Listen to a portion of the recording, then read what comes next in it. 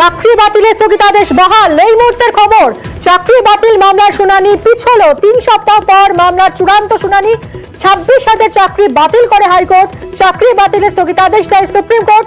আজ সুপ্রিম কোর্টে মামলার শুনানি ছিল, কিন্তু সেই স্থগিতাদেশ আপাতত বহাল থাকছে। মামলার শুনানি পিছিয়ে গেল সুপ্রিম কোর্টে। মৈত্রেয়ী আমাদের প্রতিনিধি রয়েছেন। মৈত্রেয়ী, কি হলো আজ? দেখো, আজকে শুনানি ছিল এই এসএসসি দুর্নীতি মামলার, এবং সেখানে আজকে যেহেতু সুপ্রিম কোর্টে একটি বড় মামলা রয়েছে যেটা ইনকাম ট্যাক্সের সঙ্গে জড়িত, সেই কারণে মূল যে এসএসসি মামলা রয়েছে সেই মামলাকে আজকে পিছিয়ে দেওয়া হয়েছে। মূলত বেশ কিছু ক্যাটাগরিতে ভাগ করা হয়েছে আজকের মামলাটিকে, এবং সেখানে সুপ্রিম কোর্টের প্রধান বিচারপতি সিজিআই অর্থাৎ ডিওয়াই চন্দ্রচূড় সদস্যের বেঞ্চ তারা বেশ কয়েকটি ক্যাটাগরিতে ভাগ করে দেন, এবং সেই ক্যাটাগরিগুলো কি কি এবং সেই ক্যাটাগরিতে কাউন্টার ফাইল করতে বলা হয়। অর্থাৎ সরকার একটা এখানে যেহেতু একাধিক পক্ষ রয়েছে এবং প্রত্যেকটি পক্ষেরই বক্তব্য শোনার প্রয়োজন রয়েছে, প্রত্যেকটি পক্ষের তরফ থেকে এখনো পর্যন্ত বেশ কিছু পক্ষের তরফ থেকে কোনো কাউন্টার ফাইল করা হয়নি। ফলে সুপ্রিম কোর্ট চেয়েছে যে যারা কাউন্টার বক্তব্য, অর্থাৎ এই যে রায়ের বিপক্ষে যারা কাউন্টার বক্তব্য যারা পেশ করবে তাদেরকে কাউন্টার বক্তব্য পেশ করার জন্য সময় দেওয়া হোক। সেক্ষেত্রে সুপ্রিম কোর্টের তরফ থেকে বেশ কিছু ক্যাটাগরি ভাগ করে দেওয়া হয়েছে। তার মধ্যে সরকার একটি ক্যাটাগরি, এসএসসি একটি ক্যাটাগরি, যারা আসল রিট পিটিশনার ছিলেন অর্থাৎ নবম, দশম, একাদশ, দ্বাদশ এবং যুক্তি যুক্তি যারা অরিজিনাল পিটিশনার, তারা যাদের চাকরি খারিজ হচ্ছে, তারা যাদের বিরুদ্ধে ব্যবস্থা যারা এখনো পর্যন্ত যাদের আবেদনের পরিপ্রেক্ষিতে কোনো ব্যবস্থা নেওয়া হয়নি, এছাড়াও সিবিআই যাদের ভেরিফিকেশন হয়নি, যারা হুইসেল ব্লোয়ার ছিল, এই সমস্ত ক্যাটাগরিকে তারা আলাদা আলাদা করে ভাগ করে দিয়েছেন।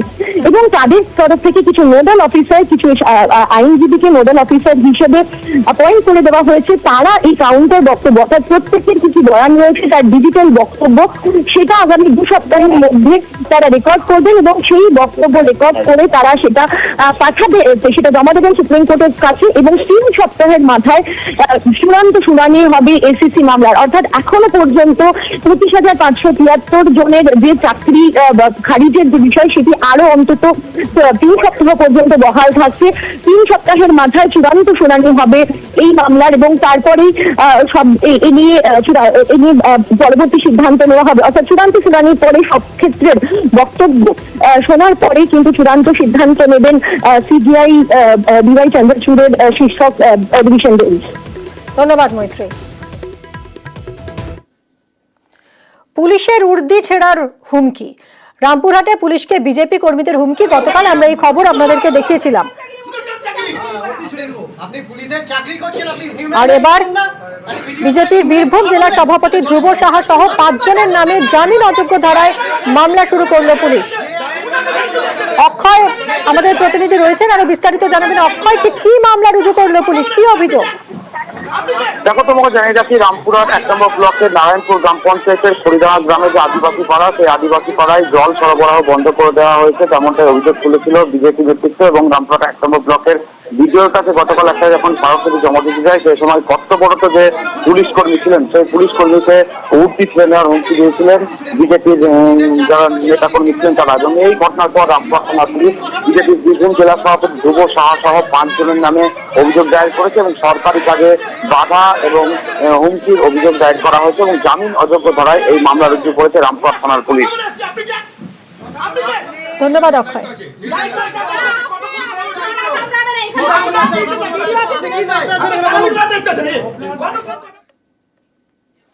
ভিক্টোরিয়া মেমোরিয়াল, এই স্মৃতিসৌধের সুরক্ষা এবং দেশের নিরাপত্তাকে সর্বাধিক গুরুত্ব, তাই মাটির নিচে ফিরল কলকাতা মেট্রো। সব জটিলতা কাটিয়ে পুরো দমে শুরু ভিক্টোরিয়া মেট্রো স্টেশন তৈরির কাজ।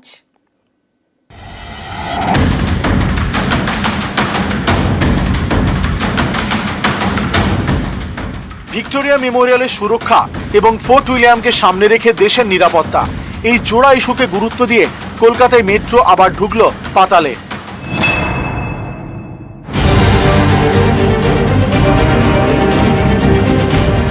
দেশের নানা জায়গায় এখন মেট্রো ছোটে মাটির উপর দিয়ে, এতে খরচ কম, সুরক্ষা বেশি। কিন্তু জোকা এসপ্ল্যানেড রুটে ভিক্টোরিয়া মেট্রো স্টেশন তৈরি নিয়েছিল নানা জটিলতা।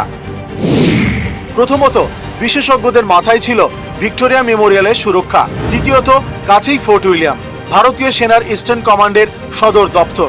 এক্ষেত্রে মাটির উপর দিয়ে মেট্রো গেলে ভিক্টোরিয়া মেমোরিয়ালের ক্ষতি হতে পারত, সেই সঙ্গে ফোর্ট উইলিয়ামের গোপনীয়তা ভঙ্গের আশঙ্কাও থেকে যেত। তাই ভিক্টোরিয়া মেমোরিয়াল স্টেশনটি মাটির তলায় করারই সিদ্ধান্ত নেওয়া হয়েছে।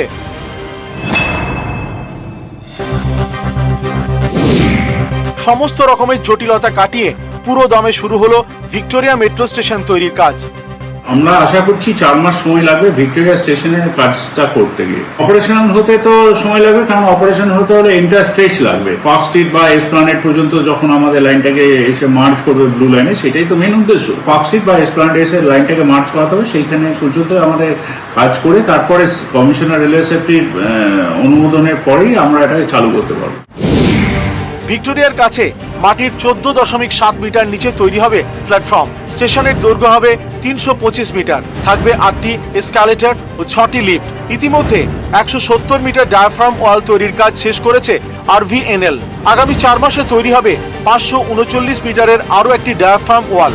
সামনের বছর মার্চে খিদিরপুর থেকে এসপ্ল্যানেডের মধ্যে টানেল খোঁড়ার কাজও শুরু হবে।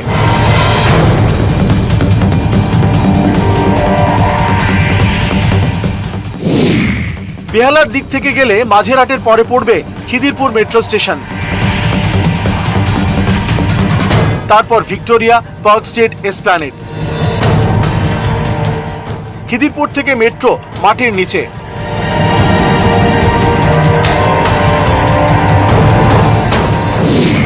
এই খিদিরপুরের দিক থেকে সুড়ঙ্গ খোঁড়ার কাজ শুরু হবে। এর জন্য 2টি টানেল বোরিং মেশিন ব্যবহার করা হবে, যা আনা হচ্ছে জার্মানি থেকে। খিদিরপুরের সেন্ট থমাস স্কুলের কাছে সাপ তৈরির কাজ চলছে, এখান থেকেই সুড়ঙ্গ তৈরির কাজ শুরু হবে।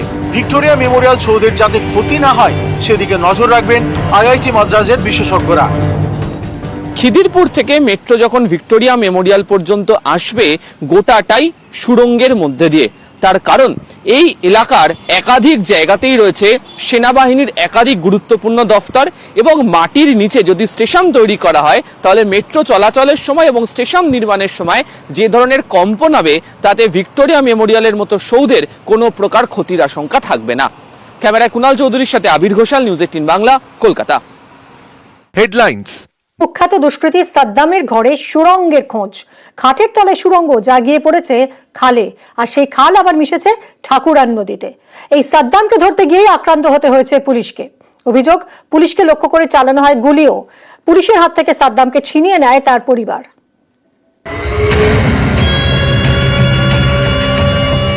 সাদ্দাম সর্দার, প্রতারণা চক্রের মাথা, কুখ্যাত দুষ্কৃতী।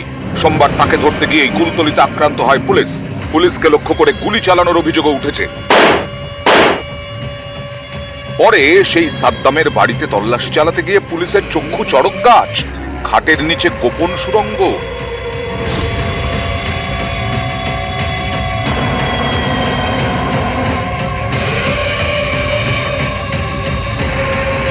সাদ্দাম সর্দারের বাড়ির ভেতরের যে খাট, সেই খাটের নিচে গুপ্ত সুড়ঙ্গ। এই সুড়ঙ্গ দিয়েই সরাসরি সে পাশের যে খাল রয়েছে সেই খাল দিয়ে সে বেরিয়ে যেতে পারত। এবং পুলিশ যেটা মনে করছেন, বিভিন্ন সময় পুলিশ যখন তার বাড়িতে রেড করতে আসতেন সেই সময় এই সুড়ঙ্গ ব্যবহার করতেন। এই যে সুড়ঙ্গর বাইরের আউটলেট করা রয়েছে, এই সুড়ঙ্গ দিয়ে সে সরাসরি পাশের যে খাল রয়েছে সেই খাল পার হয়ে যে মাঠ রয়েছে সেই জলা জমি দিয়ে বিভিন্ন এলাকায় পালাতেন। লম্বায় 40 থেকে 42 ফুট, চওড়ায় 5 ফুট। হামাগুড়ি দিয়ে যেতে হবে। সাদ্দামের ঘরে খাটের নিচ থেকে সুড়ঙ্গ গিয়ে মিশেছে বাড়ির পাশের কাঁকড়ার খালে।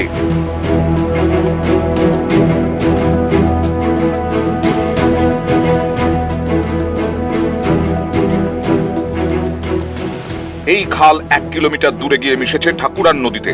স্থানীয়দের দাবি, বাড়ির পাশে খালে অনেক সময় ছোট ডিঙি নৌকো দাঁড়িয়ে থাকতে দেখা যেত। পুলিশের সন্দেহ, ডিঙিতে চেপে যাতে পালানো যায়, তাই এইরকম ব্যবস্থা করে রেখেছিল সাদ্দাম।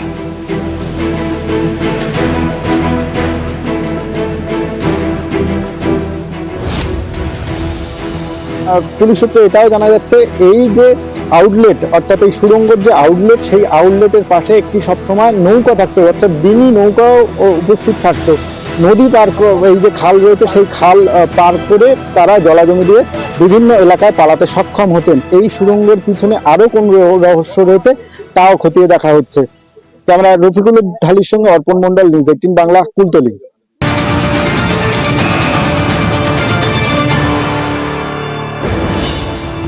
ইউটিউব দেখে বোমা বানিয়ে গ্রেফতার, বোমা বানিয়ে পরীক্ষামূলক বিস্ফোরণ। জয়নগরের যুবককে গ্রেফতার করল পুলিশ। বাড়ি থেকে উদ্ধার হয়েছে বোমা তৈরির সরঞ্জাম। ধৃত প্রবীরকে আজ আদালতে পেশ করা হবে। অর্পণ আমাদের প্রতিনিধি রয়েছেন, আরো কথা বলবো। অর্পণ, অত্যন্ত চাঞ্চল্যকর এই খবর। ইউটিউব দেখে বোমা বানাতে চেষ্টা করেছিল এই যুবক, কেন, কি জানা যাচ্ছে? বাড়ির লোকজন কি বলছেন? তারা জানতেন যে এরকম একটা চেষ্টা চালাচ্ছে ঘরের ছেলে? একদম পরিবারের সঙ্গে আমরা কথা বলেছিলাম। পরিবারের তরফ থেকে যেটা জানানো হচ্ছে, এই যুবক অধিকাংশ সময় মোবাইলে আসক্ত থাকতেন। বাড়ির সঙ্গে সেইভাবে কারোর সঙ্গেই কথা বলতেন না, এবং বিভিন্ন সময় বিভিন্ন ভাবে মোবাইলের সঙ্গেই তার কথাবার্তা, এবং সে মোবাইলে গেম খেলতেন কি সে কোনো জিনিস দেখছেন, এমন ভাবেই সে চলতো। এলাকার মানুষের সঙ্গে সেই মতো কোনো রকম কথাবার্তা বলেননি।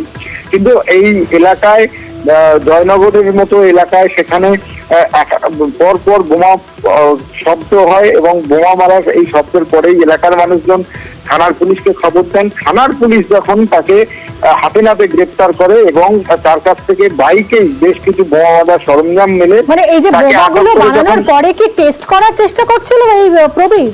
একদমই পুলিশ চেষ্টা করছিল। একদম এলাকায়, জয়নগর এলাকার তিলিপাড়া, সেইখানেই পাড়ার মধ্যেই সে এই বোমা বেঁধে সেখানে পরীক্ষামূলকভাবে টেস্ট করতে যায়, এবং সেখানে দুটি শব্দ হয়, বোমা ফাটার দুটি শব্দ হয়। এরপরেই গ্রামের এলাকার যে মানুষজন রয়েছেন তারা পুলিশকে খবর দিলে পুলিশ তখন তাকে অর্পণ, এই যে বোমা বাঁধতে গিয়ে মানে পরীক্ষামূলক ভাবে বোমাগুলো যে ফেটে যায়, সেই সময় আওয়াজ পেয়েছেন, স্থানীয় লোকজন কি বলছেন শুনুন। রাত্রে 11:30 যখন বাজে, তখন দুটো বোমার আওয়াজ আমরা শুনতে পাই। চারিদিকটা একদম পুরো ধোঁয়ায় হয়ে গেছে, কুয়াশার মতো, মানে কিছুই দেখা যাচ্ছিল না। তারপরে দেখলাম যে আমাদের বাড়ির এই যে পিছনে যে রাস্তাটা রয়েছে, রাস্তা দিয়ে একটা ছেলে হাফ প্যান্ট পরা, গায়ে স্যান্ডো গেঞ্জি পরা, গামছা গায়ে, বোমাটা ফেটেছে কিনা ও দেখে আমাদের এই বাড়ির মধ্যে দিয়ে চলে গেল। তারপরে পুলিশ এলো, এসে ওদের বাড়িতে গেল, ছেলেটাদের বাড়িতে গেল, যে ওর মাকে জিজ্ঞাসা করলো, ওর মা ছিল না সম্ভবত, এইটুকুই শুনতে পাই। ইউটিউব দেখে বোমা বানানোর চেষ্টা, তাতেই গ্রেফতার এক যুবক। ধৃতের দিদি ঝর্ণা চ্যাটার্জি, তার বক্তব্য শুনুন। কি দেখে করেছে? ইউটিউব থেকে হয়তো করেছে, ছোট বাচ্চা খেলতে গেলে কি বোম বানিয়েছে, কি বারুদ ফারুদ নিয়ে কি দড়ি টড়ি দিয়ে বানিয়েছে, বানিয়ে দেখছি যেমন কেমন লাগে, আমি বানাতে পারি কিনা। যেমন চকলেট বোম যেরকম পুজোতে, কালী পুজো ফাটাই, হয়তো সেরকম বানিয়েছে। ওর কি মোবাইলের নেশা ছিল? মোবাইল একা থাকে মানে বুঝতেই পারছি, সবসময় মোবাইল, এখন সবার হাতে মোবাইল। কোনো শব্দ টব্দ পেয়েছিলেন? হ্যাঁ, আওয়াজ পেয়েছিলাম, ওটা একটা সাউন্ড পেয়েছিলাম, একবারই আমি পেয়েছিলাম একটা সাউন্ড। এই যে মশলা টসলাগুলো এনেছিল বা বোমা তৈরি দড়ি টড়ি, এগুলো আপনারা জানতেন, দেখেছেন আগে? না, কোনোদিন দেখিনি। ও ঘরে কাউকে ঢুকতেই দেয় না, ওটাই ভাইয়ের ঘর। ঘরের মানুষ বুঝতেই পারেননি, ঘরের পরিবার পরিজন তারা বুঝতেই পারেনি যে এভাবে বোমা তৈরির চেষ্টা করছে প্রবীর। কাউন্সিলর এলাকার কি বলছেন শুনুন। আমার ঠিক ইউটিউব থেকে করেছে বলে আমার ঠিক মনে হয় না, কারণ এটা বর্ডার এরিয়া। মন্দিরবাজার থানা এলাকায় অনেক দুষ্কৃতী তারা এইসব কাণ্ড কারখানা ঘটিয়ে থাকে। আমার মনে হয় পুলিশ যদি যথাযথভাবে তদন্ত করে, তাহলে ভবিষ্যতে এই ধরনের কাজ তাদের বন্ধ হবে।